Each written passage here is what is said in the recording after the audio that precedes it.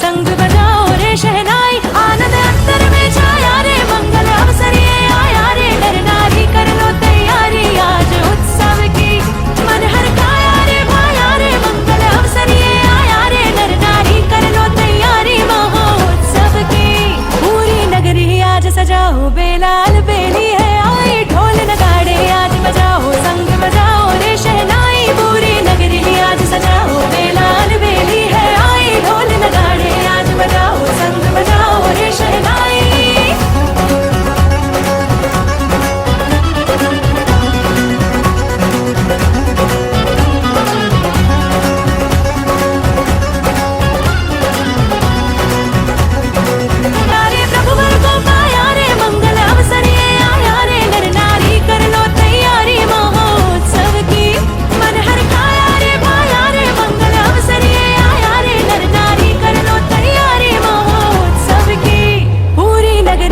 सजाओ बेलाल बेली है आई, ढोल नगाड़े आज बजाओ संग बजाओ रे शहनाई, पूरी नगरी आज सजाओ बेलाल बेली है आई, ढोल नगाड़े आज बजाओ संग बजाओ रे शहनाई।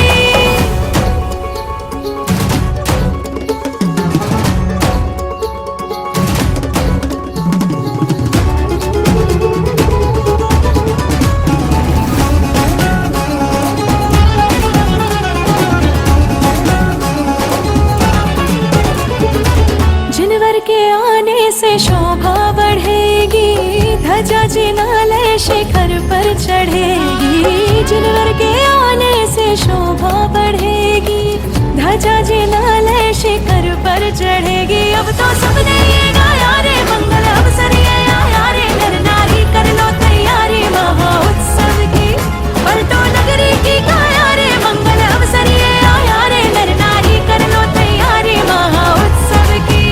पूरी नगरी आज सजाओ बेलाल बेली है आई, ढोल नगाड़े आज बजाओ संग बजाओ रे शहनाई, पूरी नगरी आज सजाओ बेलाल बेली है आई, ढोल नगाड़े आज बजाओ संग बजाओ रे शहनाई।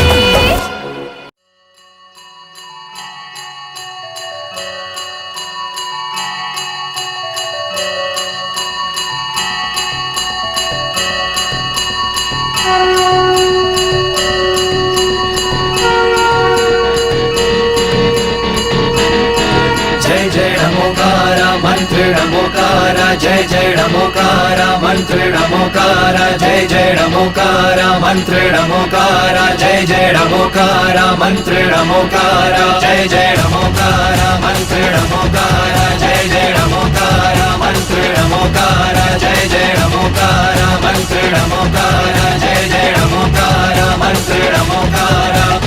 मंत्रों में मंत्र नमोकार है, जिससे कटते हैं कर्म सभी, नमकार की नैया पालो सहारा, ना डूबोगे फिर तुम कभी। शत्रु विद्यासागर मुनि महाराज की, नवाचार्य श्री समय सागर मुनि महाराज की, मुनि पुंगा तीर्थ चक्रवर्ती निर्यापक श्रमण श्री सुधा सागर जी महाराज की, मुनि श्री शिव सागर जी महाराज की, समस्त मुनि संघ की। देखिए हमारे बीच में बनारस से पधारे हुए देश के ख्याति प्राप्त दंपति, राष्ट्रपति पुरस्कार से सम्मानित, जैन दर्शन प्राकृत भाषा के सुप्रसिद्ध विद्वान प्रोफेसर फूलचंद जी प्रेमी एवं जैन दर्शन प्राकृत भाषा की विदुषी, संवेदनशीलता, ब्राह्मी लिपि विशेषज्ञता, आदर्श महिला सम्मान से सम्मानित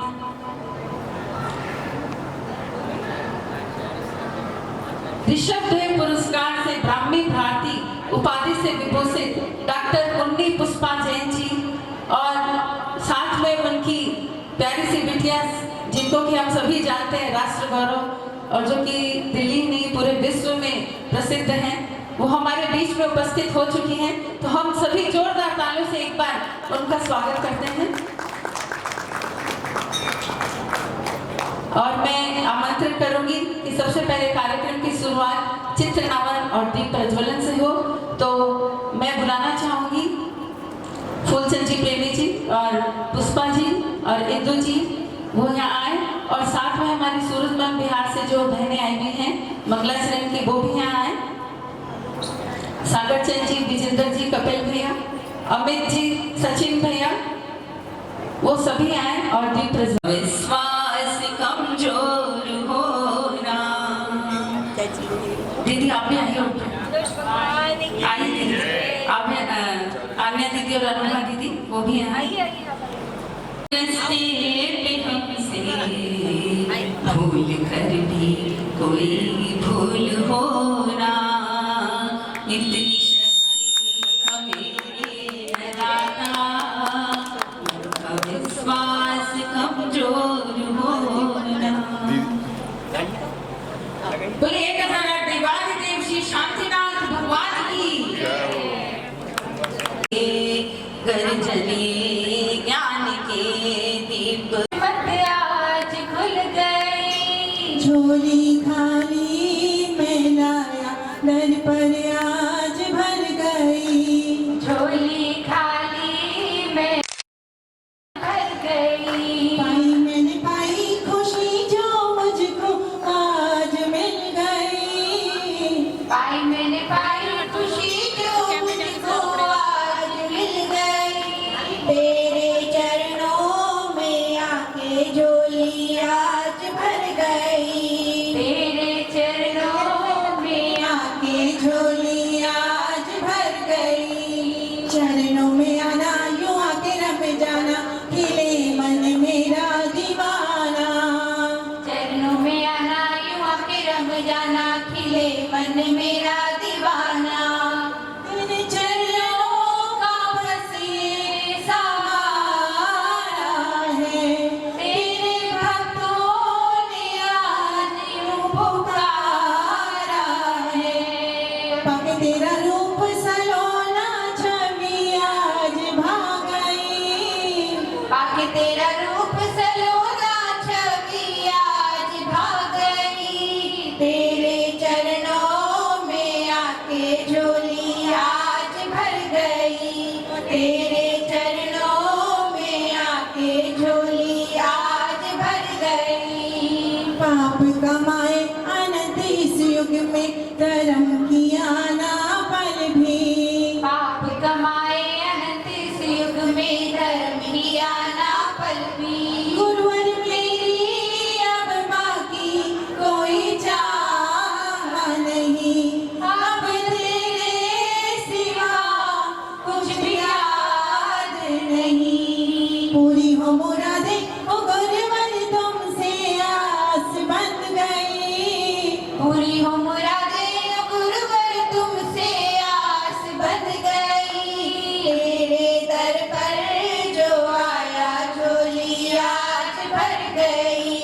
तेरे दर पर जो आया झोली आज भर गई।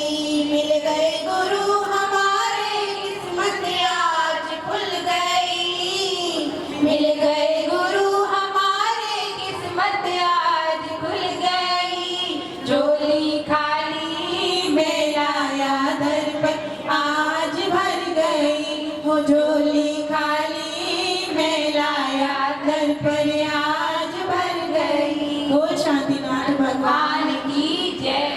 आप ही रहिएगा। और सबसे पहले आज के जो हमारे मुख्य अतिथि हैं, जो हमारे बीच में आज बनारस से पधारे हुए हैं, ये हम लोगों का सौभाग्य है कि इतनी दूर से आके हमें यहाँ ब्राह्मी लिपि और प्राकृत भाषा का ज्ञान देने आए हैं। तो ये हम लोगों का पुण्य का उदय है कि हमें ऐसे माता पिता का साक्षात्कार सुनने को अवसर मिलेगा उनके मुखार बिंद से।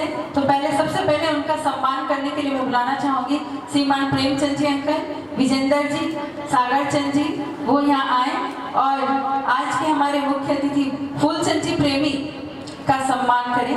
और डॉक्टर मुन्नी पुष्पा देवी जी, इनको फेसबुक में मैं इनकी कहानियां सुनती थी, क्योंकि जब इंदु जी डालती थी कि छोटी छोटी कहानियां, लेकिन ये जब कहानियां भी सुनाती थी तो इस समय को कभी मैंने देखा कि बर्बाद व्यर्थ नहीं जाने देती थी। मतलब कहानी सुनाते सुनाते भी इनके हाथ में कुछ न कुछ काम चलते रहता था। तो हमें इनसे आज बहुत कुछ सीखना है।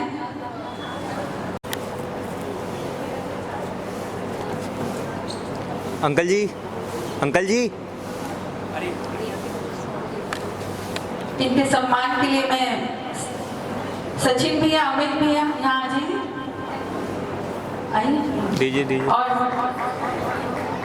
शिविर के जो भी कार्यकारिणी सदस्य हैं सभी हैं। स्वागतम स्वागतम, देखिए तालियां बजनी चाहिए। खिल गई अभिनंदन करते हैं हम सब, हाथों में रोली चावल है। अभिनंदन करते हैं हम सब, हाथों में रोली चावल है।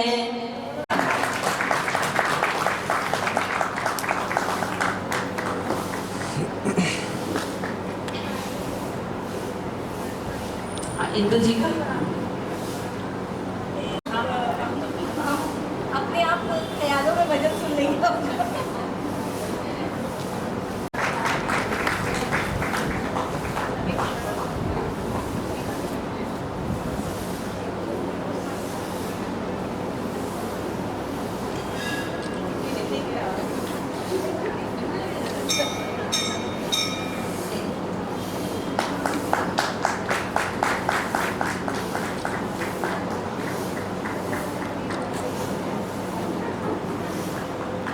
सब ये पूछ रहे थे कि शिविर कब है, तो हम सभी इन तीनों दीदियों का स्वागत करते हैं।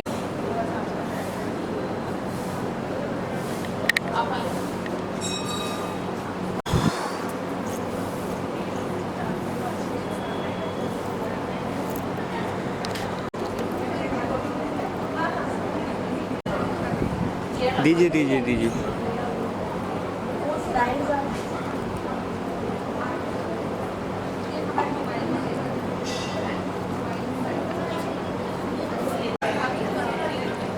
बुलाना चाहूंगी कि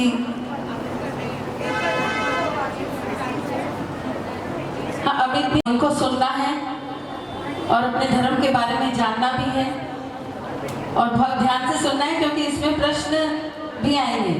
ये जो आज बताएंगे उसमें भी क्वेश्चन आंसर आएंगे।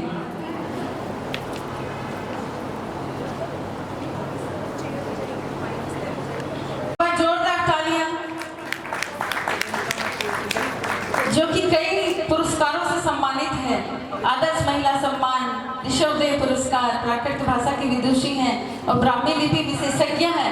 एक बार जोरदार तालियां कि हम लोगों का पुण्य है कि हमारे जैन धर्म में ऐसे विदुषी का होना बहुत बड़ी बात है। तो आए अब हम सभी उनके मुख से सुनेंगे।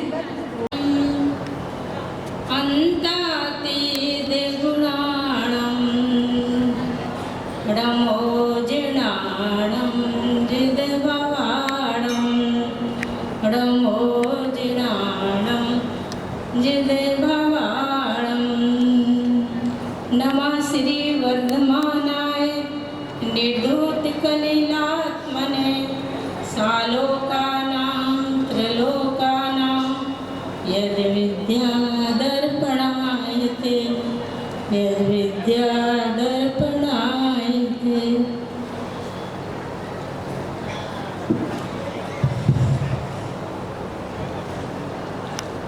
बोलिए शांतिनाथ भगवान की जय। वर्तमान शासन नायक महावीर भगवान की जय। आचार्य संत शिरोमणि, संयम शिरोमणि, चर्या शिरोमणि और क्या क्या ऐसे हमारे आचार्य विद्यासागर महाराज की जय।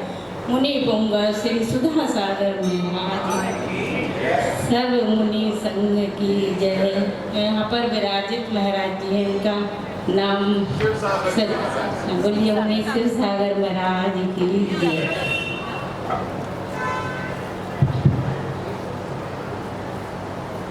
निशा जी की फोन है, निशा जी का फोन आया था मेरे पास और इंदु जी से हमको ये पता लगा कि यहाँ पर शिविर चल रहा है और निशा जी ने कहा आप यहाँ आके थोड़ा कुछ अलग शिविर में तो ज्ञान आराधना, विद्या आराधना सब कुछ चल रहा है, कुछ हटके थोड़ा आप जो थोड़ा बहुत सीखा है वो आप बताइएगा।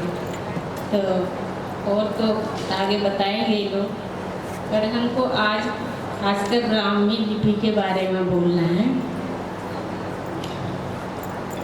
तो आदरणीय जितने भी यहाँ सम्माननीय जो भी पदाधिकारी हों और जो भी हमारे महिला मंडल हैं, सब श्रेष्ठीगण हैं और हमारे छात्र छात्राएं जो शिविर में आए हैं और जो उनको ज्ञान दे रही हैं, वो हमारी बहनें, हमारी बेटियां, उन सबको हम जय जिनेंद्र करते हैं।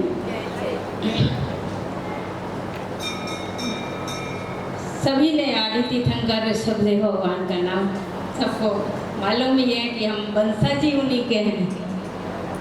तो इतने प्राचीन, इतने करोड़ों, उनका तो कोई असंख्यात वर्षों पहले वो हुए और उन्होंने, सबको पता है कि ऐसी मसीह आदि 6 शिक्षाएं उन्होंने पूरे संसार को, लौकिक जितनी भी लौकिक हम लोग को कर्म भूमि उन्हीं से हुई। होते थे जैसे कल्प वृक्षों का ह्रास हो गया, तो कर्म भूमि में क्या करे व्यक्ति, ऐसा कुछ सब परेशान थे, तो उन्होंने ही सब कुछ बताया क्या करना है, खेती करना है, ये करना है, लिखना पढ़ना है। 2 मिनट लाइट कोई बात नहीं, हम 1 सेकंड में आपकी आवाज़ सुनाई नहीं देगी। हाँ पीछे नहीं जाएंगे, आपको बोलेंगे फिर आप भैया बोलना ना, पीछे का पंखा भी चला।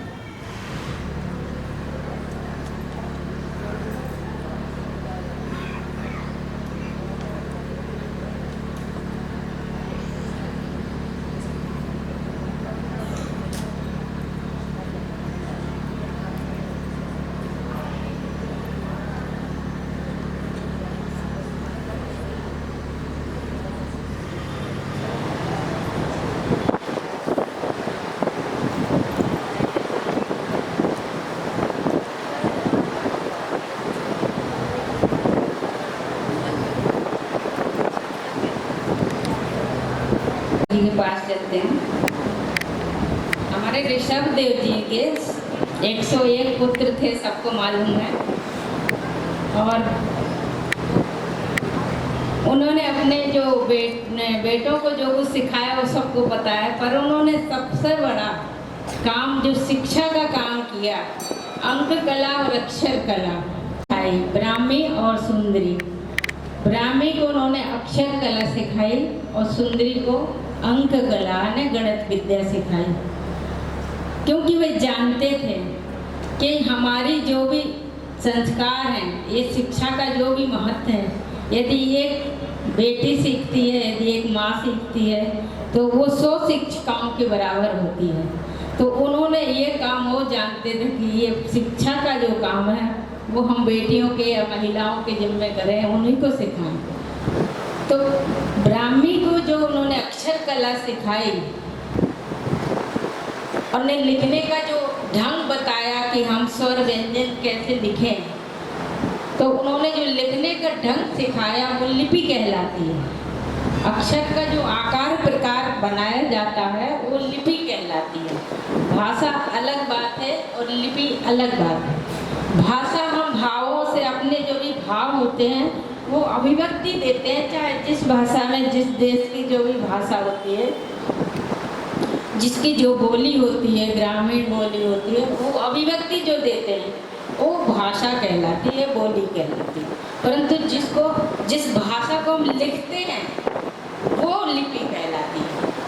तो लिपि क्या है? भाषा का वाहन है। जैसे कोई साधन होता है कहीं जाने का, तो हम उस पर बैठ के जाते हैं, उसी तरह हमारे जो लिपि है वो वाहन है भाषा का। क्योंकि हम लिखेंगे तो कैसे लिखेंगे, वो हमारे आदिनाथ भगवान ने अपनी ब्राह्मी पुत्री को सिखाई, और उसका नाम इसलिए, उस लिपि विद्या का नाम ब्राह्मी लिपि पड़ गया। क्यों? क्योंकि ब्राह्मी, उनकी जो पुत्री थी, उन्होंने उसको इतना आत्मसात किया और इतना प्रचारित किया, और उसकी वजह से वो उसकी पर्याय बन गई।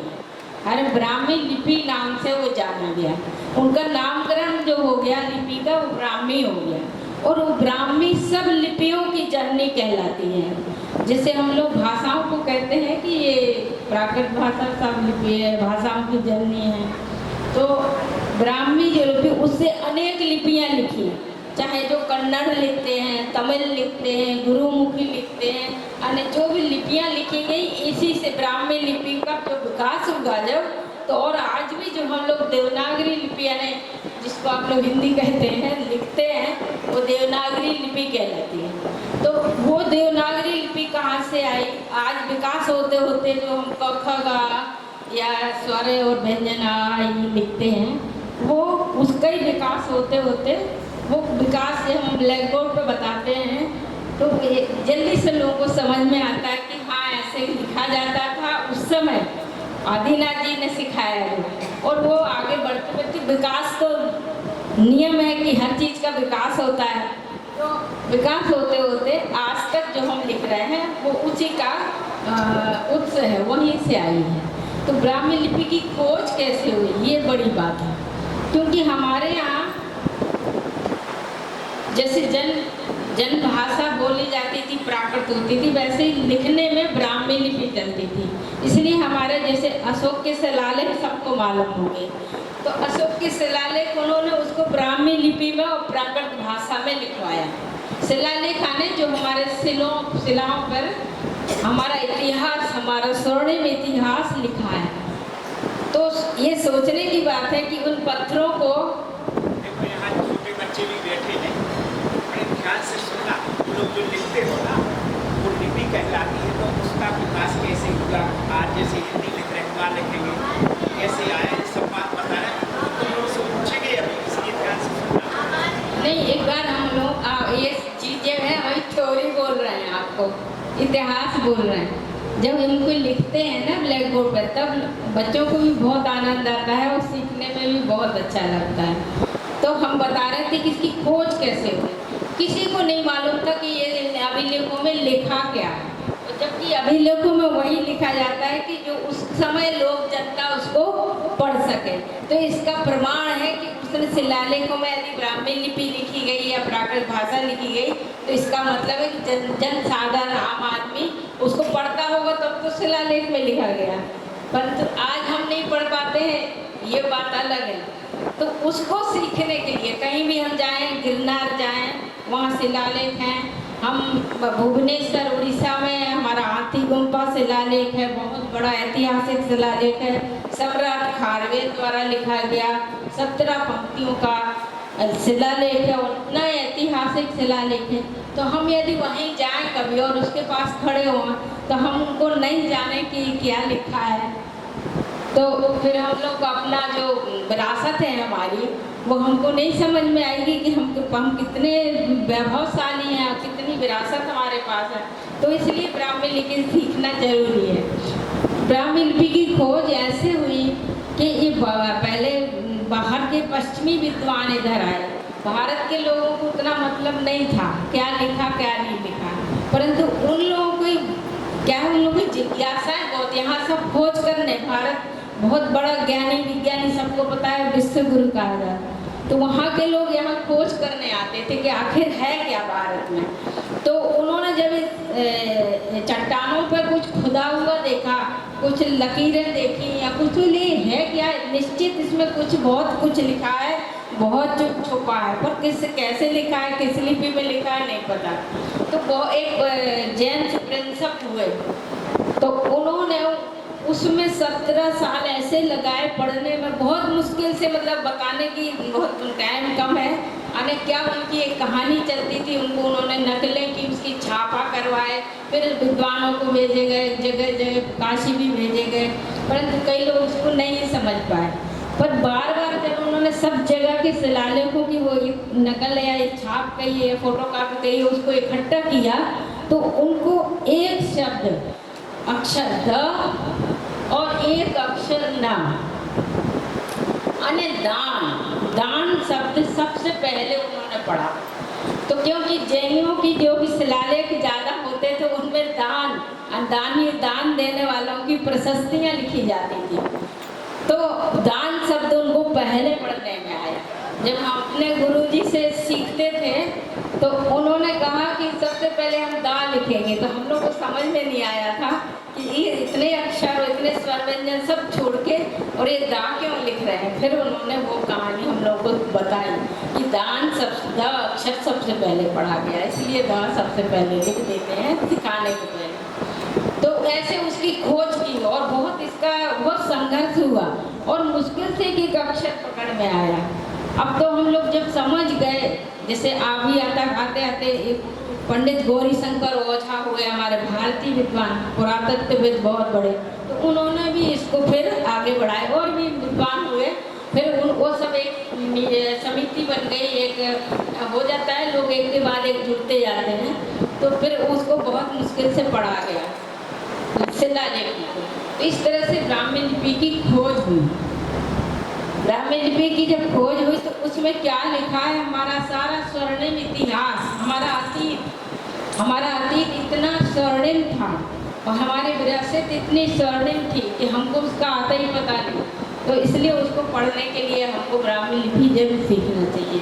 और ये बहुत सरल है, जब हम लिख के दिखाएं आपको तो आप लोग कहेंगे कि इसका वर्णन तो इतना हुआ और लिखने में कितनी सरल है, जबकि पढ़ने में जो शुरुआतों में जो उसमें संघर्ष किया उसको कितनी कठिनाई हुई। तो इस तरह ब्राह्मी लिपि में लिखने से, और हमने ग्वालियर, सांगानेर और यहाँ श्रवणबेलगोल आचार्यों के बीच में भी महामस्तभिषेक था, तो बहुत आचार्य संघ से, तो वहाँ भी उन लोगों को पढ़ाया। तो हमारे आचार्यों ने बहुत खुशी इसको सीखा और बहुत खुश हुए। सांगानेर के बच्चे भी, ग्वालियर में 150 लोग उन्होंने ब्राह्मी लिपि सीखी और भी ऐसी कई कार्यशालाएं हम लोगों ने की हैं। बनारस में भी करते रहे हैं, घर पे भी बुला के लोगों को सिखाते थे। वो सब इसलिए सिखाते थे कि हम अपने इस बात को समझे रहें कि कहीं भी ऐसा ना हो कि हम इंजीनियर बन गए, डॉक्टर बन गए या और भी अन्य उच्च पदों पर चले गए और कभी जाके खड़े हों से लालोकों के पास जाके तो हम कहें ये क्या लिखा है हमको बताइए, तो वहाँ पर जैसे हम अनपढ़ सिद्ध हो जाते हैं। तो इसलिए हम लोग को ब्राह्मी लिखना और सीखना बहुत ज़रूरी है। समय भी थोड़ा कम है, नहीं तो इसका इतिहास पूरा हमारे पास बहुत लिखा है मुद्राओं में। पहले बहुत प्राचीन जो मुद्राएं राजाओं की होती थी, तो एक सिक्के के दो पहलू होते हैं। एक सिक्के की एक तरफ राजाओं का उस समय जो भी तत्कालीन राजा होते थे उनकी फोटो होती थी, और पैसे का अंक या जो रुपया लिखना है तो वो ब्राह्मी में दूसरे पहलू पर लिखा जाता था। उसमें भी हमने बहुत खोज की, हमारे आलेख बने हैं कि मुद्राओं में ब्राह्मी लिपि कैसे आई। इतनी शिलालेखों में तो ब्राह्मी लिपि है ही है, वहीं से शुरुआत हुई और हम उसको लिखे कैसे, तो मैंने फिर बहुत अभ्यास किया। 6 ढाला, द्रव्य संग्रह, मेरी भावना, तत्वार्थ, सब मैंने अपने ब्राह्मी में लिखा उसको। हमको शौक लग गया, थोड़ा धुन लग गई। जब धुन लग जाती है और अभ्यास बन जाता है तो फिर लिखने में आ जाता है। तो इस तरह से हमने ब्राह्मी को बहुत आगे बढ़ाने के लिए हमारी तीर्थंकर आदिनाथ भगवान ने जो सशक्तिकरण एक नारी शिक्षा का आज कितना बोलबाला है, परंतु उन्होंने करोड़ साल पहले हमारी नारियों को शिक्षा का जिम्मेवारी दी, उनको सिखाया, तो बहुत आगे बढ़ाया। और हमारी बालक बालिकाएं सांगानेर में हॉस्टल चलता है, पढ़ते हैं वहाँ पर, तो वो लोग भी देखो आप सबको कितनी ज्ञान आराधना दे रही हैं। ये भी ब्राह्मण, हम सांगानेर का भी इनके पास भी जाएंगे तो उनको सिखाएंगे, तो ये फिर जगह जगह जाके सिखाती हैं। तो इस तरह से हमारी प्रभावना बहुत अच्छी होती है और एक नई चीज़ हम लोग सीखते हैं, एक अस्मिता से जुड़ते हैं, हमारा एक अस्तित्व होता है। जिसे हाँ हम सब लोग एक हैं, पर सबका अपना अलग अलग अस्तित्व है, सबकी अपनी अस्मिता है, सबकी अपनी आत्मा है। तो हमारी जो देवनागरी लिपि है उसकी आत्मा ब्राह्मी है। तो हम अपनी आत्मा से जुड़े, अपने ऋषभदेव भगवान से जुड़े, उन्होंने हमको क्या सिखाया, ब्राह्मी को क्या सिखाया, और हम सब जाने रहें, उसे अनुभव ना रहें। तो इस तरह के हम लोग ब्राह्मी लिपि सीखने के लिए कुछ हम आगे थोड़ा सा ब्लैक बोर्ड पर उसको बताना भी चाहेंगे, जिससे अच्छा लगे उस तरह से।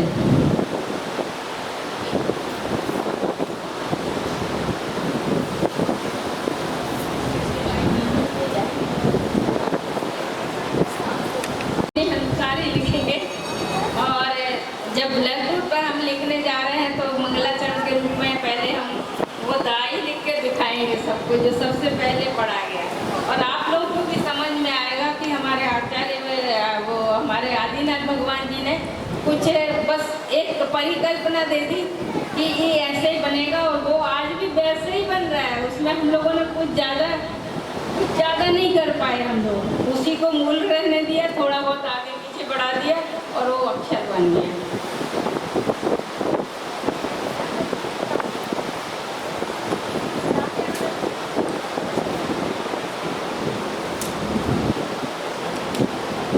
ये जो अक्षर है ना, ये द शब्द है। अब हम लोग इसी को लिखते हैं, वापस इसका मुंह इस तरफ कर देते हैं और नीचे उसकी रेप बढ़ा देते हैं, तो द अक्षर बन जाता है। जैसे यहाँ हम जो आज लिखते हैं दा, वो हम कैसे लिखेंगे? ये हमारा द है ना, ये है हमारा द है। तो ये इसको क्या किया, इसका मुख इधर आ गया और वापस नीचे थोड़ा डेकोरेट कर दिया। हम लोग को डेकोरेट करने की आदत भी है हर चीज़ के लिए। घड़ी तो समय उतना ही बताती है, पर घड़ी भी तरह तरह की बना देते हैं लोग, ऊपर से डेकोरेट कर देते हैं तो सुंदर लगती है। तो वो उस तरह से तो ये द शब्द आया, सबसे पहले पढ़ा गया। सब लोगों को दिखाई दे रहा उधर तक? नहीं दे रहा दिखाई नहीं दे रहा, पर दिखाई दे रहा है। और बड़ा लिखे।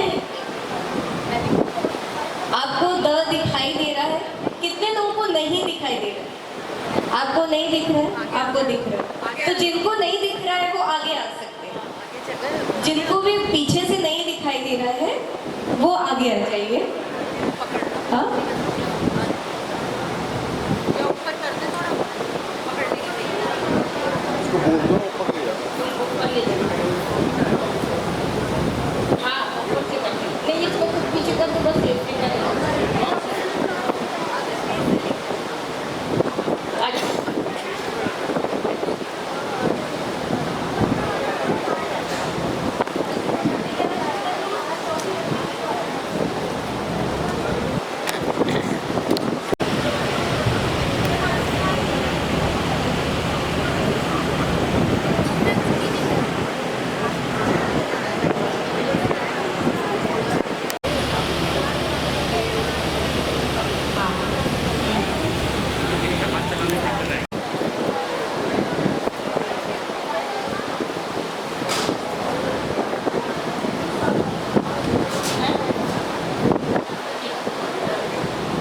वापस हम लिखना शुरू कर रहे हैं कि दा अक्षर बहुत पहले पढ़ा गया। दान शब्द क्योंकि अभिलेख मिलते थे, शिलालेखों को प्रशस्तियाँ मिलती थी, तो बहुत मुश्किल से द अक्षर को पहले पढ़ा गया। इसलिए सुख रूप में उसको द अक्षर हम लिख रहे हैं।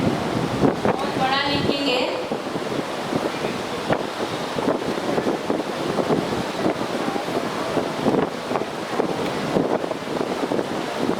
देखो, पाई खींचते हुए हम वापस ये कर रहे, दिखाई दे जाएगा आपको।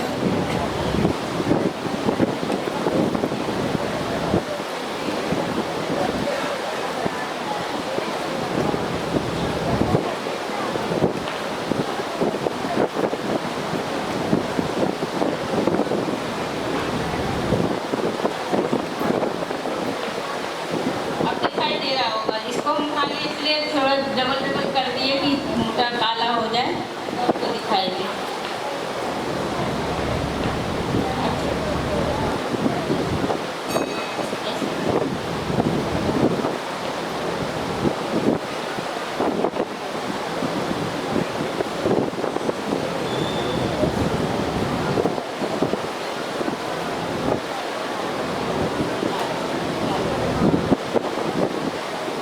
ये हिंदू जी ने उसमें लिखवा लिया है, तो पीछे तक दिखा देंगी।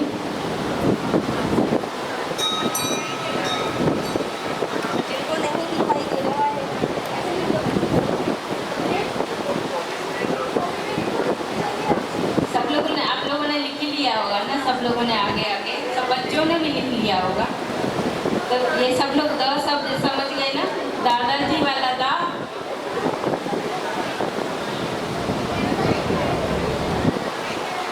ये दादाजी वाला दा है और प्रशस्तियों में दान के रूप में दा पहले पढ़ा गया तो सबको मालूम है।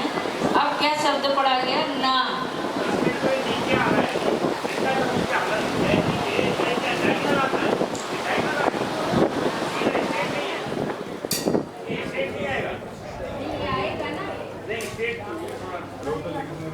वो तो लिखने में स्ट्रेट। अब क्लियर हो गया ना द सबको? कितने लोगों ने लिख लिया है दा? कोई भूलेगा नहीं, क्योंकि दान सबको देना है। और हमारे जैन समाज में दान शिरोमणि बहुत होते हैं। और सभी प्राय रोज हमारा जो देव गुरु पूजा उपवास ये सब है उसमें दान 6 संकर्मों में आता है।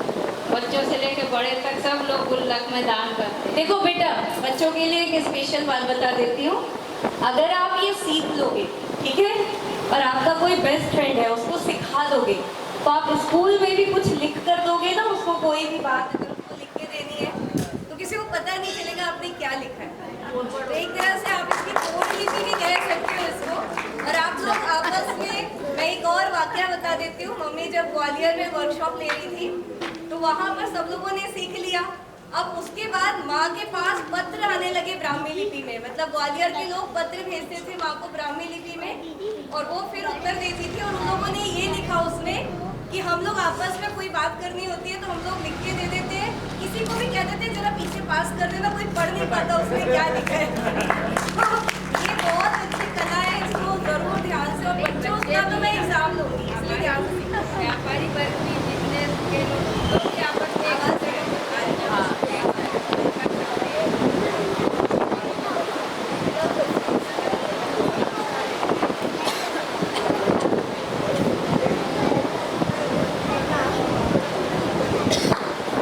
हेलो हेलो हेलो, जय जिनेंद्र। वापस हम लोग अपनी बात पर आते हैं। हाँ, ये नहीं जो हिंदू बता रही हैं कि बच्चे या हमारी महिलाएं ये सब, अब कोई भी अपने क्षेत्र में, हमारे व्यापारी वर्ग को भी बहुत अपनी सिगरेट रखनी पड़ती है तो कुछ भी लिख के अपना जहाँ जिसको भेजना है वो दे दो या मैसेज कर दो। आजकल मैसेज का ज़माना है। अब आगे बढ़ते हैं क्योंकि टाइम, इसके लिए बहुत टाइम चाहिए सीखने के लिए, तो न खाली एक झलक है। और अब इसको हम लोग ना शब्द लिखेंगे, अक्षर शब्द, सॉरी शब्द नहीं अक्षर।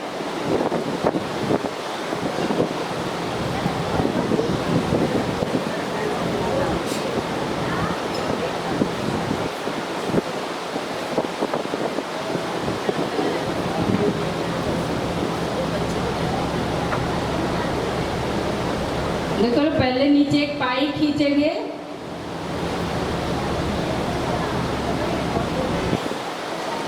एक रेखा, सरल रेखा खींचेंगे,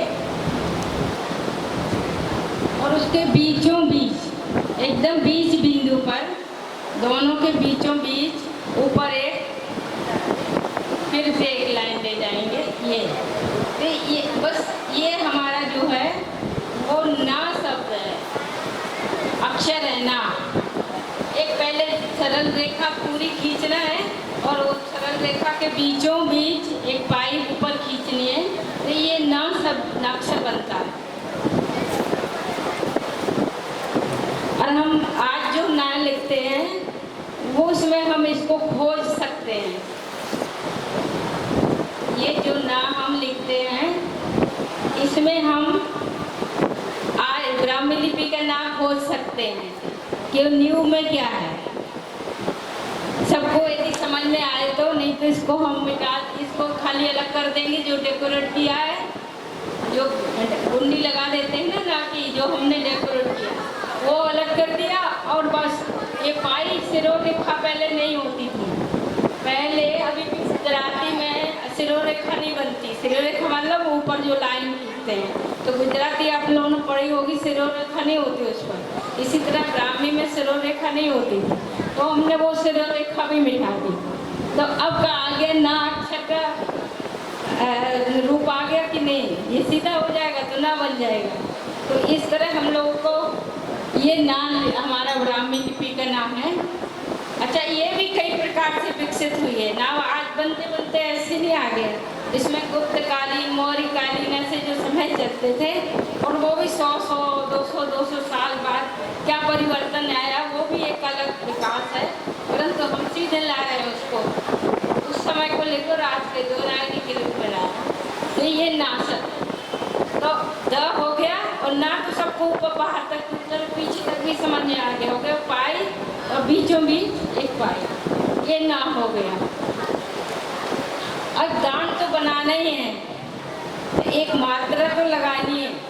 अभी तो दन है और डन है अभी डन नहीं हुआ, पूरा दन हुआ। तो इसमें हम जो दा शब्द लिख रहे थे, अक्षर लिख रहे थे, ये जो दा अक्षर लिख रहे थे, इसमें हमको आ की मात्रा भी चाहिए, नहीं तो वो दन ही रहेगा। तो इसकी जो मात्रा लगती है हमेशा दाहिनी तरफ और सिर के ऊपर, अरे ये सिर है जो इसका सबसे ऊंचाई वाला जो है अंतिम, और उसके आगे ऐसी एक पाई खींची जाती है, इसको आ की मात्रा कहते हैं। और ये अलग अलग जो अक्षर होते हैं उसकी अलग अलग जगह लगती है, अलग अलग प्रकार के जब स्वर बनते हैं तो उसमें अलग अलग तरह की लगती है।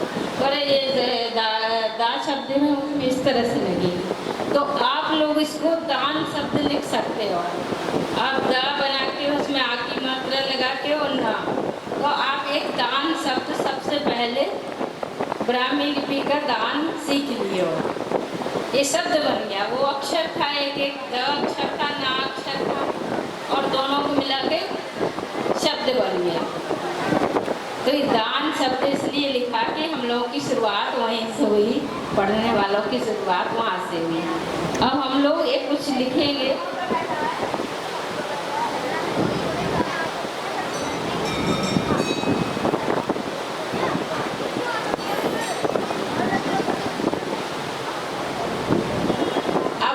एक मंगलाचरण के रूप में नमो हरिहंताणम लिखेंगे बस। हाँ,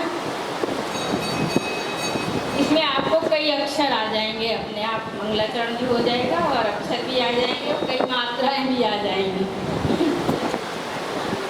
अब हमको डा लिखना है, डा। तो जो हमने अभी ना लिखा है ना, जैसे डमोकार मंत्र होता डा, वैसे लोग नमोकार मंत्र भी कहते हैं। तो ना जो लिखा था उसी को हम डा बनाएंगे। ये हमने एक लाइन नीचे पाई खींची थी, ऊपर एक खींची थी, ये तो था ना, ये क्या था ना। अब इसमें हम एक पूरी, जिसे नीचे पूरी पाई है और पूरी पाई यहाँ भी उतने बराबर की कर देंगे, ऊपर भी, तो ये हमारा डा शब्द हो जाए। ये ना को डा कैसे बनाया, एक ऊपर और पाई कर दी, या रेखा बोलो, पाई बोलो, जो भी आप। तो ये डा शब्द हो गया, नमोकार मंत्र का डा हो गया। ठीक है, अब इसके बाद लिखना है हमको माँ।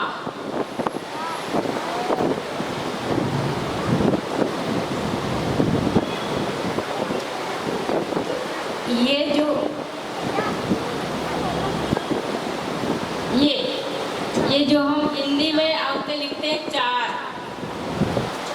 1 2 3 4 वाला नहीं, 1 2 3 4, हाँ 4। तो जो 4 शब्द लिखे, अक्षर अंक लिखते हैं, वो हमारा ब्राह्मी का माँ है।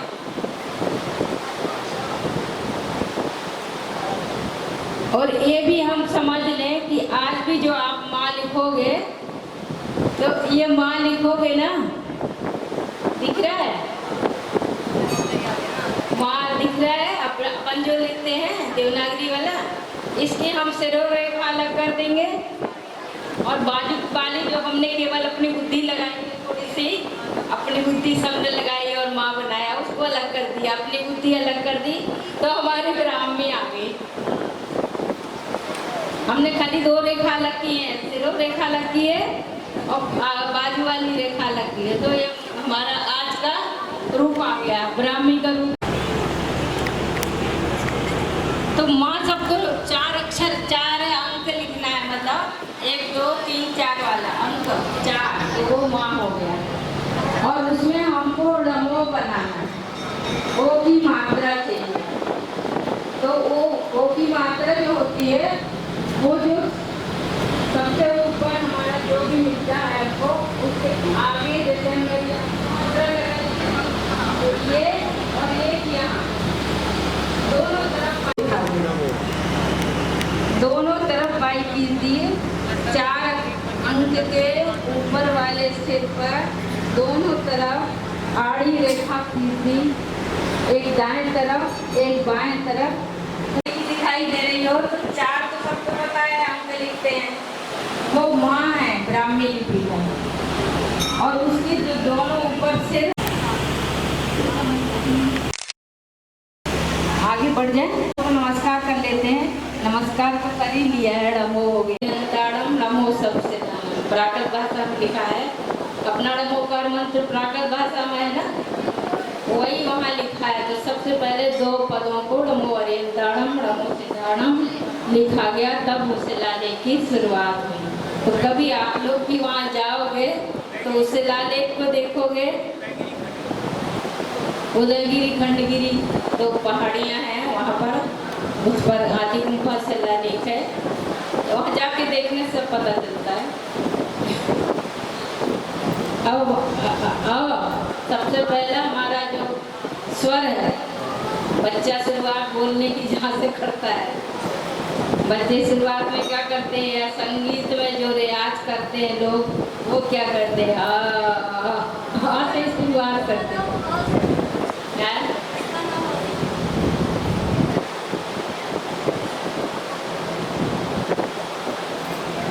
इस पर खत्म कर दें, बाद में लिख देंगे, कभी आएंगे अभी आपको प्राकृत नहीं समझ रहे। अ से किसका नाम शुरू होता है?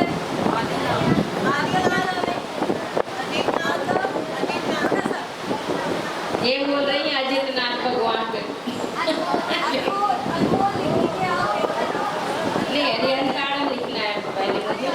हाँ, तो ये देखो, एक पाई नीचे खींचेंगे, एक पाई खींचेंगे, या नीचे से ऊपर ले जाओ, भले इसका लिखने का ढंग जैसा भी हो, ऊपर से नीचे ले आओ, नीचे से ऊपर ले जाओ। और इसको एक बीचों बीच केंद्र बिंदु से एक इधर ले जाएंगे तिरछी, और एक इधर तिरछी ले जाएंगे, ये आ हो जाएगा।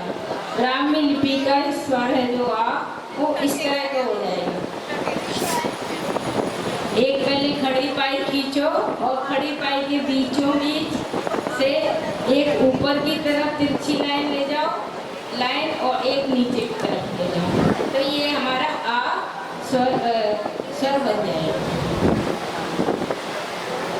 और रा है, रा लिखना है, तो जैसे रस्सी पड़ी रहती है, रस्सी, जब सब लोग रस्सी जानते हो ना, तो जैसे रस्सी कभी सीधी नहीं रहती, कितनी उसको सीधी रखोगे सीधी नहीं रहती है, थोड़ी बहुत उसमें लोच रहती है। तो वही उसी तरह का हमको रस्सी बनानी है, ऐसे ऐसे ऐसे ऐसे, जितनी छोटी बड़ी बनाना हो, कॉपी के हिसाब से, अक्षर के हिसाब से, बाजू वाले अक्षर के हिसाब से। र शब्द में रस्सी की तरह हमको खाली लाइन, पाई सीधी ना खींच के, रेखा सीधी ना खींच के, उसमें टेढ़ापन लाते हुए नीचे खींचना है, तो रा शब्द बन जाएगा। और ये ऊपर सिरे पर एक लाइन खींचेंगे पाई, और उसके ऊपर एक पाई ले जाएंगे, तो अरी, और ये हा शब्द है। हाँ, अंताड़म लिखना है ना, हाँ, आपके ऊपर बिंदी है, तो ये बाजू में लिख जाएगी बिंदी, अनुस्वार जिसको कहते हैं। और ये ता है, ता में आपकी मात्रा है, अरि अंताड़म, फिर लड़ा आ जाएगा, और लड़ा के बाजू में विसर्ग बिंदी आ जाएगी, अनुस्वार। तो रमो अरियंताड़म हमारा मंगलाचरण हो गया। अरहंत को नमस्कार। पुरस्कार हो गया। ये ब्राह्मी में अर्यंतारम लिखा गया। ये खास शब्द है, एक पाई खींच के फिर गोल करके बाजू में बाल सामने से देखने से समझ में आएगा, दूर से नहीं आएगा। और क्या शब्द भी ये है, उसमें आपकी मात्रा हम पहले ही बता चुके हैं। वही एड़ा बता चुके हैं, पर अनुस्वार थोड़ा वेड़ा मो अर्यंतारम। अब टाइम हो गया, अब नहीं तो नाम भी सबके लिखवा देते आप, ऐसा नहीं। फिर हम पूरा स्वर, पूरा व्यंजन, उसकी एक रीति होती है लिखने की, फिर उसकी मात्राएं, फिर उसको किस तरह से लिखा जाए या वाक्य कैसे बनाया जाए। और इसमें आप लोग कई चीज़ें लिख सकते हो, जितना भी सीखा है। मान लो आपने माँ सीख लिया, तो माँ के सिर के आगे एक पाई खींच दोगे, 2 माँ लिख दोगे तो मामा हो जाएगा ना। मामा सब जानते हैं ना, मामा हो जाएगा। उसी तरह यदि आप अभी क्या सिखाए थे, दा के हमने दादा बना सकते हो आप। दा लिख के आओ, उसकी पाई खींच के आखिरी मात्रा, फिर एक और दा लिख दो, फिर आकर तो दादा हो जाएगा।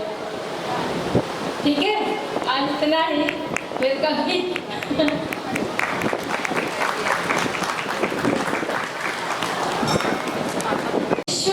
पूरे विश्व की सर्व प्राचीन लिपि है ब्राह्मी लिपि, जिससे सभी लिपियों का जन्म हुआ है। ऐसी ब्राह्मी लिपि के अभी कुछ अक्षर सीखे और एक उसकी भूमिका समझी, उसका महत्व समझा, उसका बहुत विस्तार से इसकी कहानी की कब से बच्चे, कितने बच्चे जानते हैं बताइए।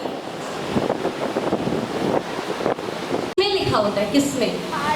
हाँ, जो पहाड़ों पे पत्थरों पे जाएंगे तो मैं 1-2 प्रश्न पूछ लेती हूँ। सबसे पहला शब्द जो ब्राह्मी लिपि का पढ़ा गया वो क्या था? दाल। बिल्कुल सही उत्तर उसने दिया। जैन प्रेमी जी को बुलाते हैं, जो जैन दर्शन, प्राकृत भाषा, संस्कृत के मर्मज्ञ विद्वान हैं, बहुत सुप्रसिद्ध विद्वान हैं। आप अखिल भारतीय विद्वत परिषद के अध्यक्ष भी रह चुके हैं, काफ़ी संस्थाओं से जुड़े हुए हैं। और आपने स्यादवाद महाविद्यालय का नाम सुना होगा, जहाँ से इतने विद्वान जो बच्चे पढ़ के निकले वो आज पूरे देश के प्रतिष्ठित विद्वान हैं। तो ऐसे विद्वान, उन्होंने खुद वहाँ से शिक्षा ग्रहण की है और अभी उसी महाविद्यालय के वो अधिष्ठाता भी हैं। संपूर्णानंद संस्कृत विश्वविद्यालय के आप पूर्व अध्यक्ष रह चुके हैं जैन दर्शन विभाग के, और साथ ही आपको अनेक पुरस्कार से सम्मानित किया जा चुका है और आप राष्ट्रपति पुरस्कार से भी सम्मानित हैं। तो ऐसे विद्वान प्रोफेसर फूल सिंह जैन प्रेमी जी को मैं यहाँ आमंत्रित करती हूँ। साथ ही माँ ने आपको यहाँ पर अभी जो सिखाया, हालांकि अभी जो उन्होंने बोला है वो जो बताती हैं या उनका जो ज्ञान है अभी उसका 1% सिर्फ आपको कहते हैं ना कि ट्रेलर देखने को बस मिला है। कभी ऐसा अगर मौका होगा तो यहाँ 3-4 दिन का शिविर अगर निशा जी कहेंगी लगाएंगे तो निश्चित रूप से वो कहेंगे। एक बस विशेषता बता देती हूँ कि संकल्प सिद्धि क्या होती है, यहाँ बच्चे बैठे हुए इसलिए बताना जरूरी है। मूलाचार भाषा वचनिका जो आचार्य भट्टिकेड़ उन्होंने संपादन किया, माता जी और पिताजी, उसकी जो मूल प्रति थी और उसको जब देखा गया तो आपने देखा होगा पहले की जो पांडुलिपियाँ हैं वो एकदम रनिंग में लिखी रहती है, कहीं भी उसमें कॉमा मात्रा कुछ भी इस तरह का मतलब अलग से ऐसे नहीं रहता है, रनिंग में लिखा रहता है। बिल्कुल पढ़ने में एक शब्द ढूंढना पड़ता है, अच्छा यहाँ ये शब्द खत्म हुआ वहाँ वो शब्द शुरू हुआ। तो जब संपादन का कार्यभार इन्होंने लिया कि करना है तो माँ ने एक नियम लिया। पेन की आपने अपने अपने पेन में आप रिफिल देखिएगा, पूरी भरी होती है रिफिल, इंक पूरी भरी होती है, कि जब तक एक रिफिल पूरी खाली नहीं हो जाएगी, आर पार दिखने नहीं लगेगा, तब तक वो संकल्प लेके बैठती थी कि वो अपनी टेबल कुर्सी से लिखने में उठेंगी नहीं। ये उनका संकल्प रहता था कि चाहे कोई भी दिक्कत आए, जब तक आर पार एक दिन में पूरा दिखाई नहीं देने लगेगी रिफिल, तब तक वो अपने स्थान से नहीं उठेगी। ये संकल्प लिया और बहुत सारे ऐसे संकल्प लिए जिसकी चर्चा मैं बाद में करूँगी। तब जाके आप दोनों का कार्य वो पूरा हुआ और उत्तर प्रदेश संस्कृत अकेडमी की तरफ से उस ग्रंथ को पुरस्कृत भी किया गया। और आज सभी संघों में जितने भी मुनि संघ है, आचार्य संघ है और आर्यिका संघ है, सब में उसका अध्ययन होता है, उसका वाचन होता है। और मैं कहीं भी किसी गुरु के दर्शन करने जाती हूँ तो जब टेबल पर देखती हूँ कि वो मूलाचार भाषा वचनिका रखी है तो मुझे बचपन के वो दिन याद आते हैं। और जैसे ही मैं कहती हूँ कि इनका संपादन जिसने किया है उनकी मैं सुपुत्री हूँ, तो तुरंत गुरु मेरे इतना आशीर्वाद देते हैं, बोले अरे फूल सिंह जी की बिटिया हो, आप जाके उनसे कहना कि हम इसका अध्ययन कर रहे हैं। तो ये हम सभी के लिए सौभाग्य की बात है। मैं पुनः प्रोफेसर फूल चंद जैन जी को आमंत्रित। परम पूज्य संत शिरोमणि आचार्य श्री विद्यासागर जी महाराज जी की जय। परम पूज्य नवाचार्य समय सागर महाराज जी की जय। मुनि पुंगव तीर्थ चक्रवर्ती मुनि श्री सुधा सागर महाराज जी की जय। समस्त मुनि संघों की जय। आज हमें बहुत अच्छा लग रहा है। इस सूर्यनगर में हम उपाध्याय ज्ञान सागर महाराज जी कई बार यहाँ पे हुए, गोष्ठियाँ भी उनकी हुई, तब मैं आया था उसमें। और यहाँ के सूर्यनगर की जैन समाज की बड़ी प्रशंसा सुनते हैं कि इतने अच्छे श्रावक हैं, इतनी अच्छी धार्मिक भावनाएं रखते हैं।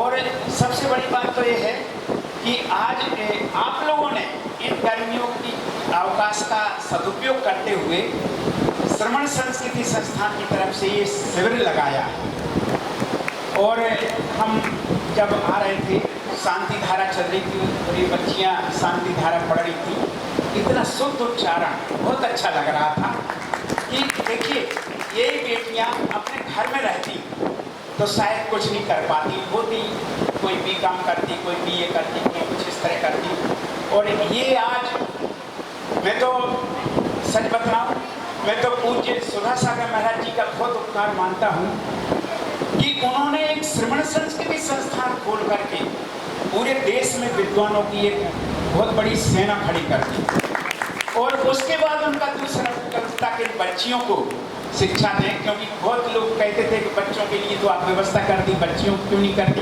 तो ये भी करी। और देखिए बच्चियाँ कितना अच्छा स्वाध्याय करा रही हैं।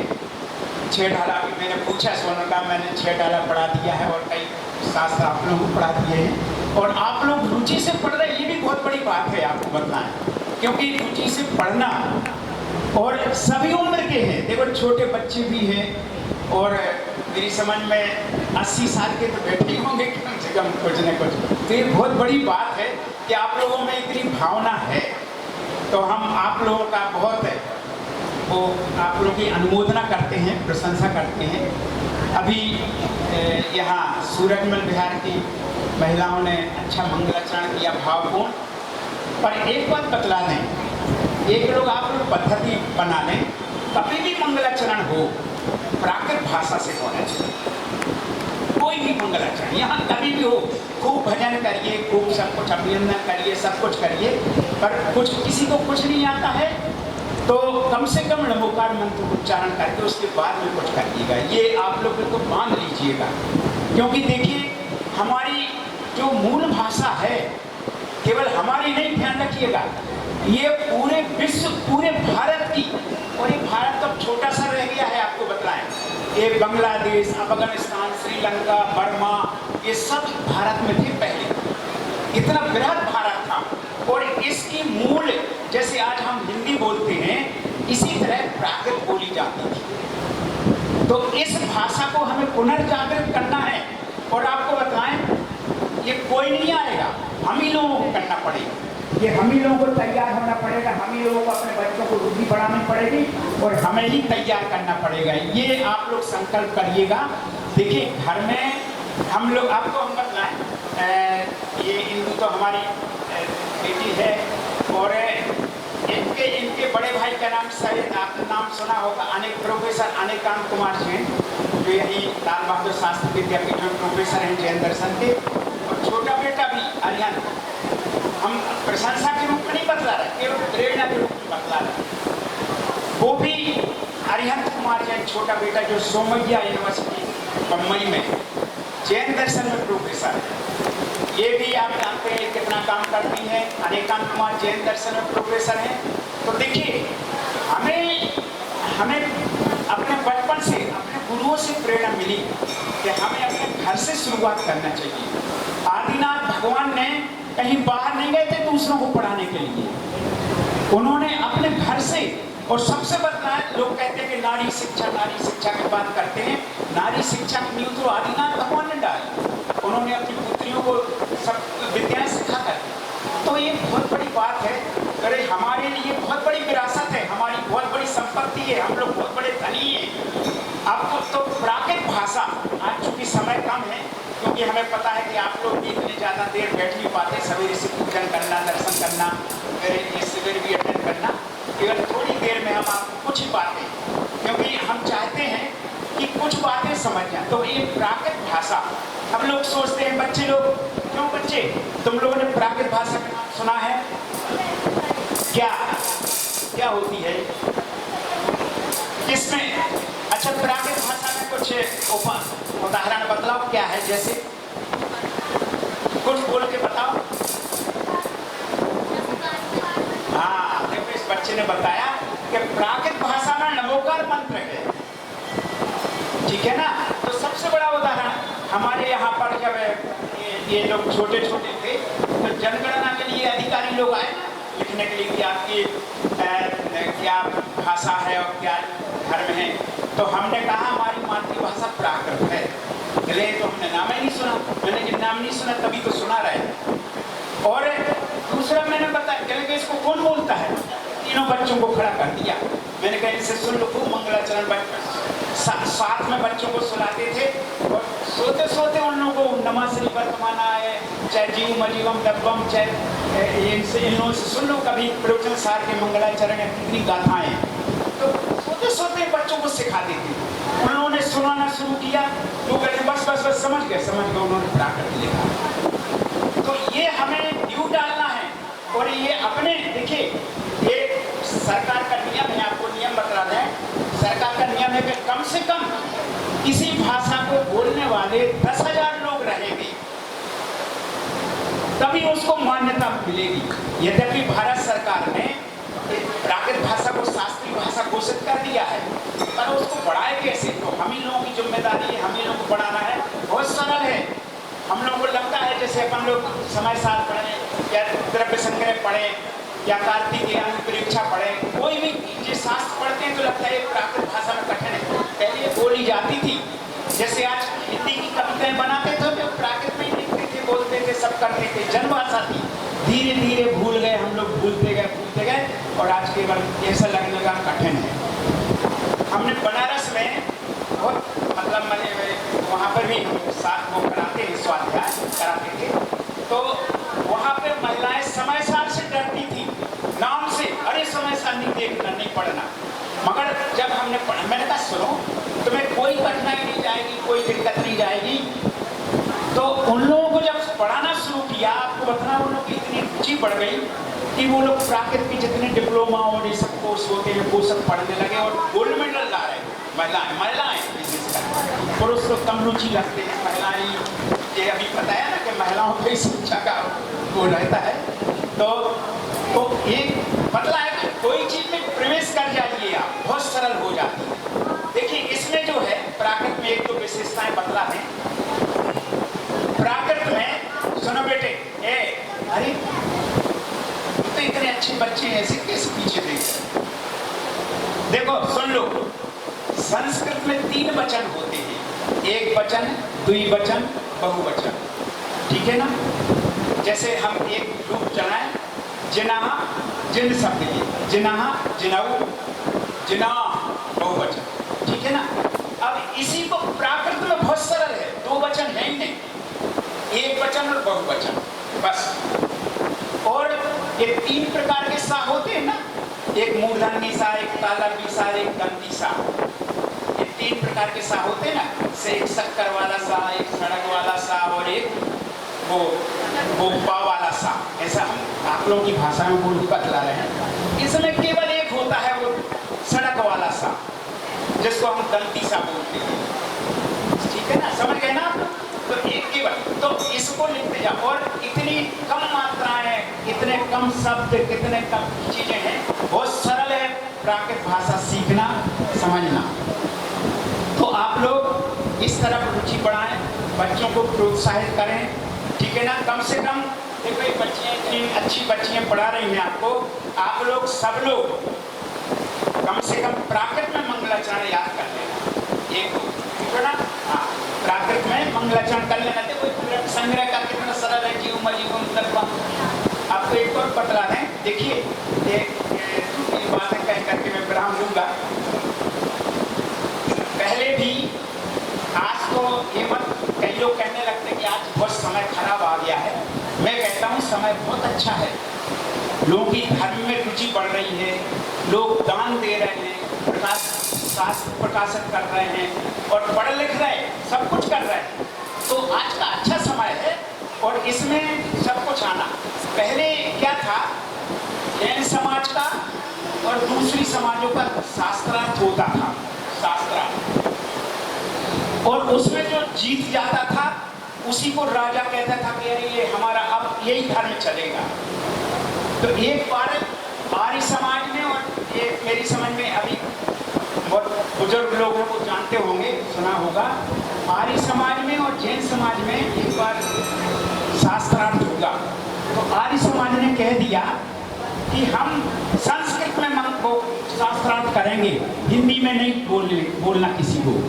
अब संस्कृत में जैन समाज उस समय जानती नहीं थी कुछ भी, तो उसमें से आपको बताएं कुछ नहीं, बहुत देर तक कहा। तो उन समाज, आर्य समाज के लोग जो विद्वान थे उन्होंने कहा आप लोग हार स्वीकार करते हैं, कुछ बोल नहीं रहे हैं आप लोग। तो उन्होंने उसमें से एक लड़का खड़ा हुआ, उसने माइक पकड़ा और कुछ नहीं किया। उसने कहा जीव मजीवम दब्बम जिनवर बसेड़ जेड़ निर्दिष्टम देवेंद्र बिंद बंदम बंदे तम सर्वदा सिरसा। और पूरे द्रव्य संग्रह के 8-10 जहाँ गाथाएं सुनाई तो सब आर्य समाज के लोग कहने लगे अरे ये क्या है?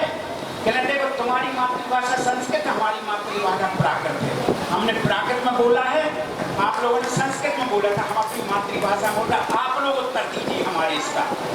फिर बाद में ये सुलह हुई कि न तुम जीते ना कोई हारा, न सब हो गया, तो शांति से हो गए। देखो एक बच्चे को केवल मंगलाचरण, केवल जैन द्रव्य संग्रह की कुछ गाथाएं याद थी, उससे जैन धर्म की कितनी बड़ी प्रतिष्ठा बच गई। तो इस तरह से हमें अपने लिए, अपने धर्म के लिए, अच्छा मेरी समझ में सबको आता भी होगा, आप लोग द्रव्य संग्रह हर एक के घर में रहती होगी, नहीं है तो मंदिर में ले लें। हम इसका मंगलाचरण आपको बता रहे हैं क्योंकि प्राकृत भाषा बताना भी तो था ना, बहुत सरल है। हिंदी देखिए, प्राकृत भाषा से सारी भाषा, जैसे ब्राह्मी लिपि से केवल भारत की नहीं विदेशी लिपियां अब तक ब्राह्मी लिपि से निकली हैं, उसी तरह से प्राकृत भाषा से ब्रज भाषा और इससे सारी प्रकार की, सब प्रकार की भाषाएं इसी से निकली हैं, चाहे गुजराती हो, मराठी हो। मराठी तो प्राकृत यानी 6-7 प्रकार की प्राकृत है, मागधी प्राकृत, अर्धमागधी प्राकृत, शिलालेखी प्राकृत, सौरसेनी प्राकृत, महाराष्ट्री प्राकृत। तो महाराष्ट्री प्राकृत सिर्फ सीधी मराठी निकली, सौरसेनी से गुजराती निकली, हिंदी निकली, ये सब चीजें इसी से निकली है सब। तो आपको केवल एक गाथा बोल करके और केवल एक दो मिनट में केवल जैन धर्म की मुझे बताया गया कि थोड़ा सा बोलें, केवल जैन धर्म के विषय में 2 बातें करके अपनी बात विराम लेंगे। आप लोग सब लोग बोलिएगा। अच्छा, और तुम लोगों के लिए निर्देश है, तुम लोग सबसे जीव मत पहले द्रव्य संग्रह का मंगलाचरण सुनना, सबसे अलग अलग बोला करके। अच्छा बोलिएगा, आप लोग कल याद करके भी लाइएगा, इन लोगों को सुनाइएगा। जीव मजीवम दब्बम, जीव मजीवम दब्बम, जिनवर बस हेड़ जेड़ डिठम, जिनवर बस हेड़ जेड़ डिठम, जिनवर बस हेड़ जेड़ डिठम, देविंद वंदे तम सभ्यदा सरसा। अब देखो इसका अर्थ याद कराने तो और जल्दी याद हो जाएगा। जैसे जीव मजीवम दब्बम, द्रव्य दो प्रकार के हैं, एक जीव द्रव्य और एक अजीव द्रव्य। जीव मजीवम दब्बम आप लोग पढ़े ही हैं, ठीक है ना। जीव मजीवम दब्बम और जिनवर बस हेण जीर्ण निडिठम, यानी जिनवर वृषभ, यानी वृषभ भगवान ने, वृषभ देव ने जीर्ण, जिन्होंने निर्दिष्ट किया है यानी बतलाया है, यानी द्रव्य दो प्रकार के होते हैं, ऐसे ऋषभदेव भगवान ने, और इस 24 तीर्थंकर भी निकल आते हैं। ऋषभदेव भगवान ने जीव मजीव, एक जीवम जीव और अजीव, ये दो द्रव्य निर्दिष्ट किए हैं, बतलाए हैं। और देवेंद्र बिंद मंदम, और उन ऋषभदेव को देवेंद्र, यानी देवेंद्र तो आप समझ गए, स्वधर्मेंद्र वगैरह जितने देवों के इंद्र हैं वो। बिंद, बिंद माना होता समूह, वृंद, जैसे आपने कभी नाम सुना हो वृंद गान होता है, यानी समूह गान होता ना। हाँ, तो देवेंद्र बिंद बंदम, ऐसे भगवान को, ऐसे ऋषभदेव को जिनको देवेंद्र के का समूह भी जिनकी वंदना करता है, ऐसे उनको देवेंद्र बिंद बंदम वंदे तम सभ्यदा सरसा, अपना सिर झुका करके उनकी हमेशा निरंतर हम उनकी वंदना करते हैं। ये इसका अर्थ बतला दिया मैंने। अब एक बात और कहकर के मैं विराम लेता हूँ। देखिए, जैन धर्म बहुत प्राचीन धर्म है और आपको अपना मूल धर्म है इस संसार का, इस भारतवर्ष का मूल माने सबसे प्राचीन पहला धर्म था जैन धर्म। और ये हम नहीं कहते, ये वेद पुराण इतने सब लोगों में लिखा हुआ है। मेरी एक पुस्तक आई है, अभी ये पढ़ता है,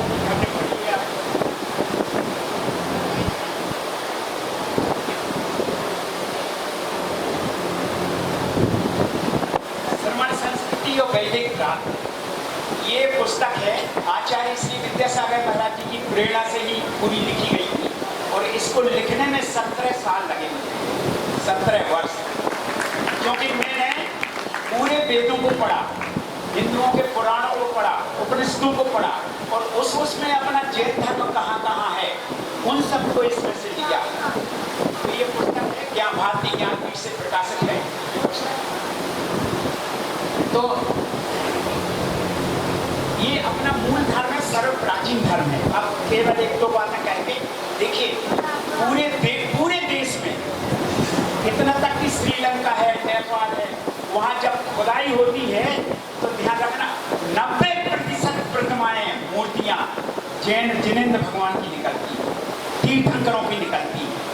भले उनको बाद में कोई लोग दूसरे को तो मान लेते हैं, कोई कुछ कर मान लेते हैं, कोई लेते। तो इसका मतलब है पूरे भारत, जो बड़ा भारत था, उसमें पूरी अपनी संस्कृति फैली हुई थी, इतनी समृद्ध थी, इतने तीर्थ थे हमारे और इतनी समाज थी। तो इतना हमारा बहुत बड़ा वैभव रहा है जैन धर्म का।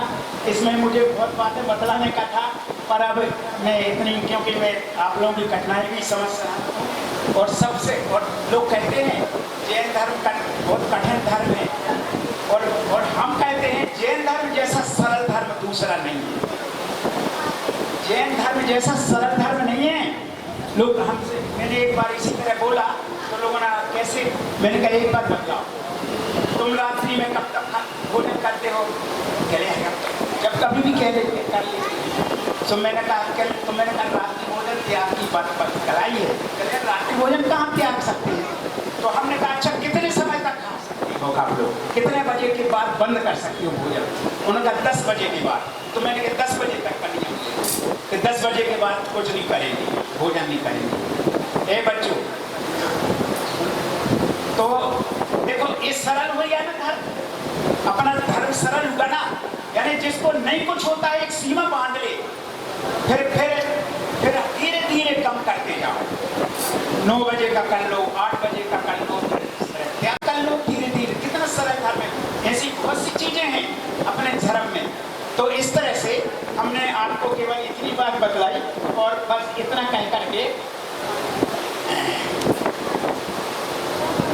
हाँ, एक सूर्यनगर की समाज के लिए भी एक बात कहना है।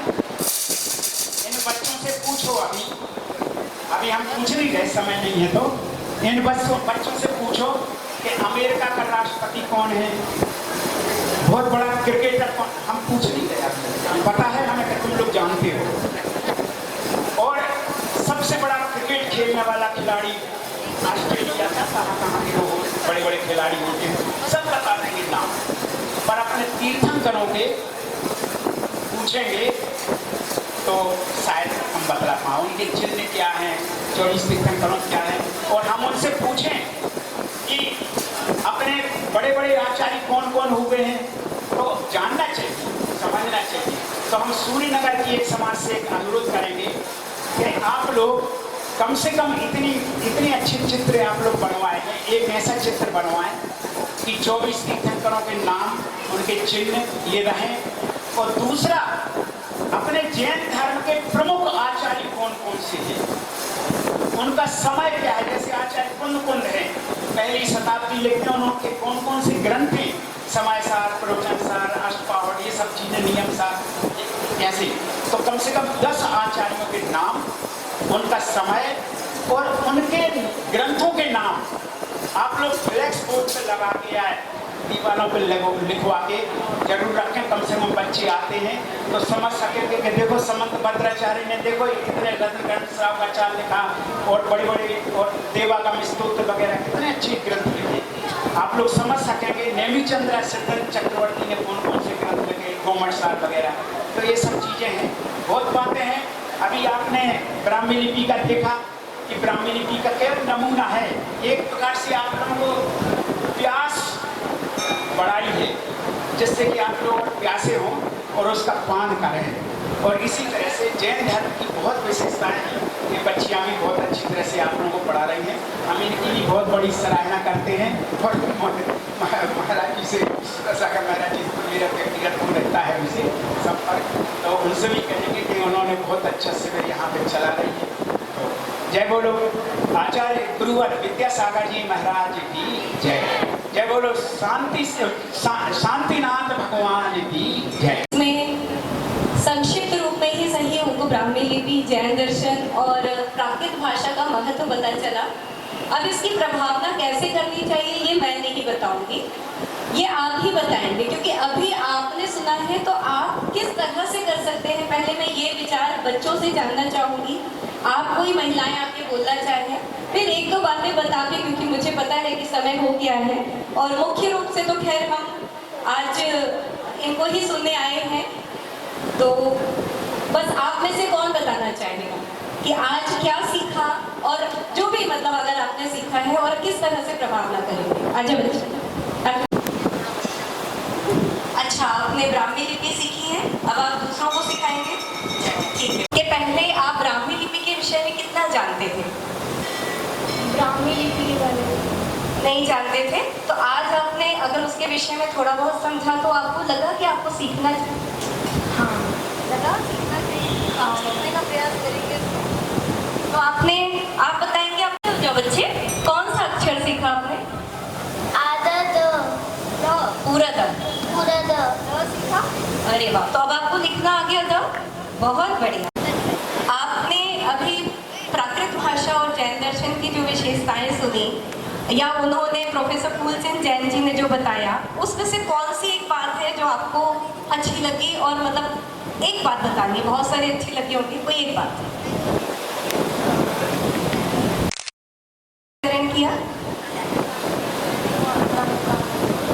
प्राकृत भाषा में द्रव्य संग्रह था। क्या अब आप प्राकृत भाषा का जो मंगलाचरण है वो याद करने का प्रयास करेंगी? हाँ। और ये जो आपने ब्राह्मी लिपि प्राकृत भाषा के विषय में जाना है, क्या ये आप अपने तक ही सीमित रखेंगी? दूसरों को भी बताऊंगी। एक बात मैं आपको बहुत अच्छे से, जैसे शाकाहार का प्रचार प्रसार की अगर मैं बात,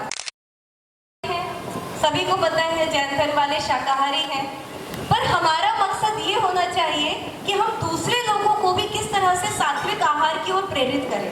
एक बात मैं आपको बताती हूँ कि हम जिस कॉलोनी में रहते हैं, हाँ आप जाइए, तो हम जिस कॉलोनी में रहते हैं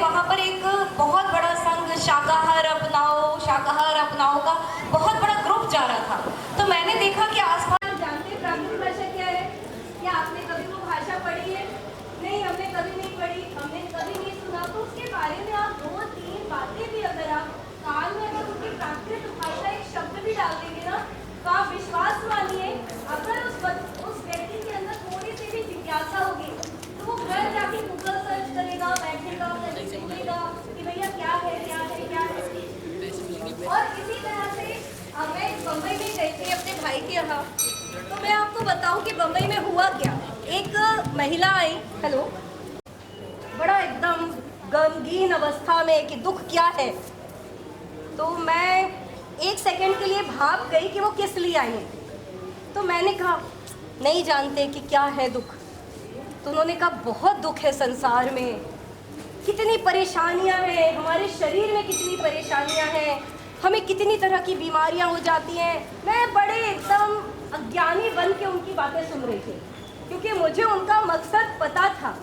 तो मैंने कहा चलो सुनते हैं, देखते हैं ये लोग रेकी कैसे करते हैं, ये लोग किसी को वश में कैसे करते हैं। तो उनको नहीं पता था कि जो किसी को वश में करने आई है वो किसी के वश में होने वाली नहीं है, पर उन्होंने बोला।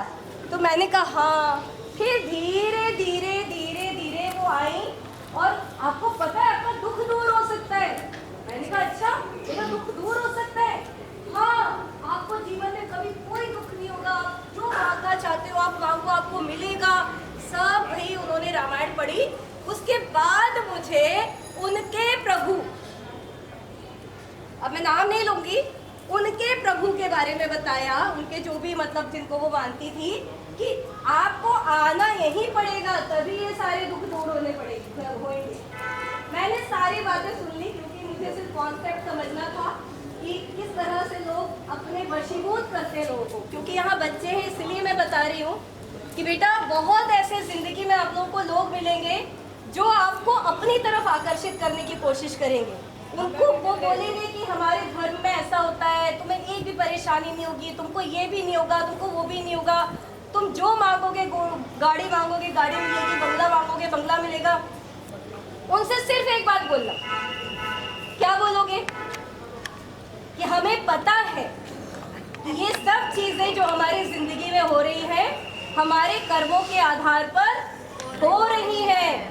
कोई भी कुछ हमारा भला बुरा नहीं कर सकता, ये सब हमारे परिणाम है। बस हमको उसको, अगर हमारी कोई दुख आया है तो हमको समता भाव से उसको सहन करना है, आकुल व्याकुल नहीं होना है। क्योंकि आकुल हम लोग पढ़ते भी है ना, लाइनों में पूछा कि जो आकुल व्याकुल हो लेता व्याकुल का फल व्याकुल का है।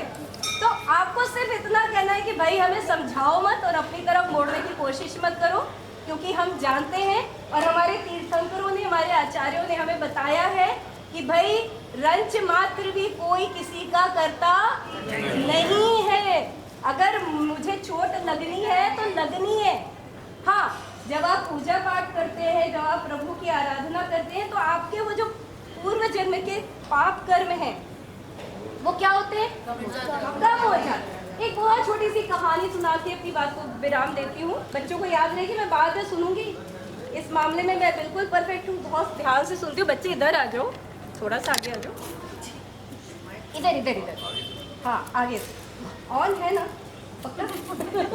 वो आ रहे, ड्यूरेशन आ रहे, वो इसीलिए पूछा मैंने। याद रखना मेरा मोबाइल नहीं सुनने नहीं, एक बार एक में अपना रूप हमें नहीं बदलना चाहिए। अगर हमें अच्छी संगति मिली तो हम ले सकते हैं किसी का, मतलब हम स्वभाव ले सकते हैं। पर अगर हमें किसी की ऐसी संगति मिल गई बुराई की तरफ ले जा रही है, तो अपने आप में हमें दृढ़ रहना है, हमको उसकी तरफ नहीं जाना है। तो हुआ क्या, बहुत छोटी सी कहानी है कि हुआ क्या कि बार बार जो बहुत भक्त व्यक्ति था, ईमानदार था, वो अपने दोस्त को समझाता था ये चोरी करना छोड़ दो, चोरी करना पाप है, तुम मेरे दोस्त हो, तुम ऐसा कैसे कर सकते हो, तुम मेरे साथ मंदिर चलो।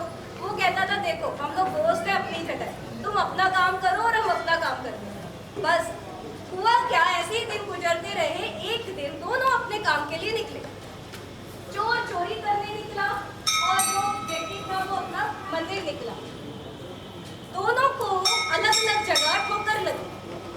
तो जो चोर था उसको ठोकर लगी तो उसको एक पोटली, मतलब जब ठोकर लगी तो उसको लगा इसके अंदर कुछ बड़ा पोटली कुछ है, तो उसने उसको हटाया कि चलो देखें क्या है। तो उसको कुछ अशर्फियाँ मिली, सोने की अशर्फियाँ चोर को मिली।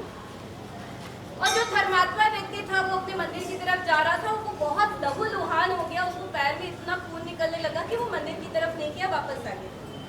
अब वो घर आया तो चोर ने उसका बड़ा मजाक उड़ाया, उसके दोस्त ने, कि देखो तुम कहते हो कि हम तो चोरी करते हैं, बुरा करते हैं, फिर भी मेरे साथ तो अच्छा हुआ, मुझे अशर्फी मिली, और तुम तो बड़ा मंदिर जा रहे थे, तुमको तो देखो कुछ भी नहीं मिला और तुम तो चोट खा के आ गए।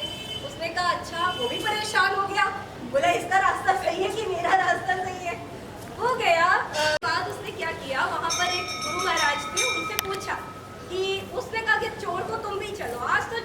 साथ इस प्रश्न का उत्तर मुझे चाहिए कि मैं अच्छा हूँ या तुम अच्छे हो। तो उसने जैसे ही गुरु महाराज के पास पहुंचा तो गुरु महाराज बहुत मतलब दिव्य दृष्टि थे। तो उन्होंने कहा कि देखो, जो चोर को कहा कि तुमने पिछले जन्म में बहुत अच्छे काम किए थे, बहुत पुण्य के काम किए थे, कुछ गलतियां की थी इसलिए इस जन्म में तुम बुरे रास्ते पे जा रहे हो, पर इतने अच्छे काम किए थे कि उस अच्छे काम के परिणाम की वजह से तुम्हें पूरा साम्राज्य, तो ठीक है, मतलब पूरा, मतलब इतना ज्यादा धन और वैभव मिलने वाला था कि अगर तुम आगे जाते तो तुमको एक राजा जो तुमको बहुत सम्मान करता, किसी न किसी तरह पहचानता या जो भी करता, और तुमको धन से भर देता, इतना तुमको धन मिलने वाला था। पर क्योंकि तुमने इस जन्म में चोरी की, पाप कर्म किए, तो तुमको इतनी सी अशर्फी मिली और तुम वापस आ गए। तो बोले चलो ये समझ में आ गया। तो बोले धर्मात्मा व्यक्ति, उसको चोट क्यों लगी? तो बोले इसने पिछले जन्म में कोई ऐसा कर्म किया था जिसकी वजह से इसकी आज आगे मृत्यु निश्चित थी, और ये आगे जैसे ही जाता इसका बड़ा एक्सीडेंट होता और इसकी मृत्यु निश्चित हो जाती। पर क्योंकि उसने इस जन्म में इतना अच्छा पुण्य किया कि पिछले जन्म के पाप कट गए, और अब पाप का फल तो मिलना है। तो किस लिए, कैसे मिला पाप का फल? बच्चों बताओ, कैसे फल मिला? छोटी सी चोट लगी, बड़ी चोट नहीं लगी, वो आगे गया ही नहीं, छोटी सी चोट लगी, उसको पत्थर टकराया और वो घर वापस आ गया। तो कहने का मतलब सिर्फ यही है कि हमें कभी भी भटकना नहीं है, हमें किसी के भी बहकावे में आना नहीं है। बस आप एक बात समझो कि आपको अपने जैन धर्म का प्रचार प्रसार करना है, जिन धर्म रक्षक बनकर आगे बढ़ना है, हमारा प्रथम कर्तव्य है, और हम इससे कभी नहीं डिगेंगे। कोई डिगाएगा भी, उसको सुधार देंगे, हम नहीं बिगड़ेंगे। बोलो जय नाथ जयतु, शांतिनाथ भगवान। श्री दिनेश जी, मंजू जी, सौरभ जी, निधि जी, मानवी, मायरा परिवार सूर्यनगर, और श्री अतुल जी, विनीता जी अभी चंद चाहेंगे, यानी बाहर एक है शायद दिनेश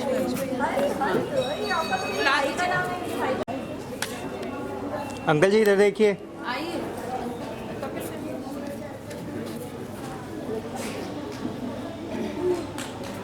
देखिए तालियों से तालियां बजनी चाहिए।